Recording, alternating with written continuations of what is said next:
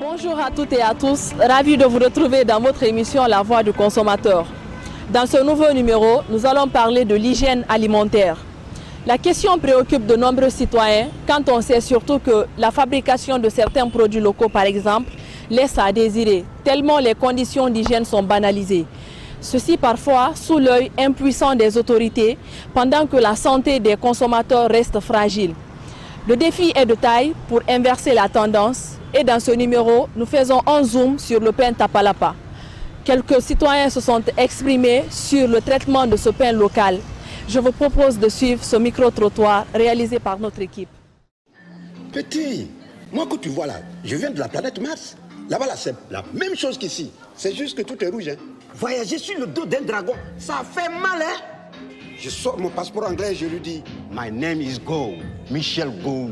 Coup de feu à gauche, coup de feu à droite. La star de Nollywood me regarde et me dit « Go, je suis trop fan de toi. » Parce que quand tu te balades dans la préhistoire, tu te rends compte que les gars connaissaient déjà plein de trucs. Et là, je sauve le président. Attends, c'était pas sur Canal Plus hier, ça? Moi-même, je me disais bien. Vous allez avoir des choses à raconter. Vivez le retour de Mara et Jennifer. Découvrez Invisible, la série choc de Canal+, et plein de grandes séries à suivre sur les bouquets Canal+. Abonnez-vous vite. Je remarque dans nos boulangeries une certaine question d'hygiène en fait. Parce que tu vas avoir un boulanger qui est là, il ne travaille pas avec la machine faite moderne, il travaille avec ses mains là. Et toute la sueur qui coule sur son corps se verse ici sur la farine qu'il travaille. C'est juste cette question d'hygiène. Si on pouvait un peu moderniser un peu la chose, genre apporter des machines comme ça qui pourront taper la farine. Et comme ça, on a du bon pain avec de l'hygiène et puis tout ça. Voilà. Je travaille dans une boulangerie à Kipé.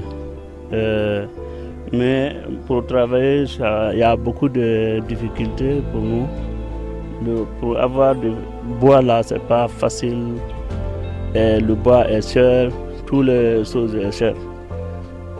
Maintenant, on achète ça 3 pour 5 000 et 4 pour 5 000. C'est pour cela qu'en l'air là, c'est un peu difficile. Et il n'y avait pas de choses. On a besoin de soutien au niveau de l'État et de nos partenaires. Consommation de Tapalapa, je vois que c'est bon pour le matin pour le déjeuner. Mais après midi comme ça, ou bien la nuit, parce que j'ai constaté que le soir, par exemple, tu pars dans les carrefours, c'est ce qui est vendu là-bas beaucoup. Et une fois qu'on mange ça, moi je me sens un peu lourd quoi, quand je consomme ça. Moi, je n'aime pas acheter du pain avec les vendeurs parce que la façon de conserver ce pain ne me plaît pas et je me dis que ça pourrait être source de maladie. Les boulangers de Guinée sont confrontés à des énormes difficultés telles que la location des fours qui est très chère, l'obtention des bois de chauffage qui est très cher, le sel, les balances, etc. En plus, nous rencontrons à des difficultés par rapport à la modernisation du métier. Nous avons des fours vétustes. Donc, difficile de travailler avec non seulement la fumée, qui est un facteur des maladies, mais aussi les ingrédients ne sont pas réunis pour faire le bon travail. Donc, nous avons besoin des machines, des fours électriques, nous avons besoin des pétrins et des groupes électrogènes. Nous avons besoin de la formation adéquate par rapport à l'utilisation de ces matériels. Donc, nous demandons à l'État et à nos partenaires de nous accompagner dans ce sens pour que nous puissions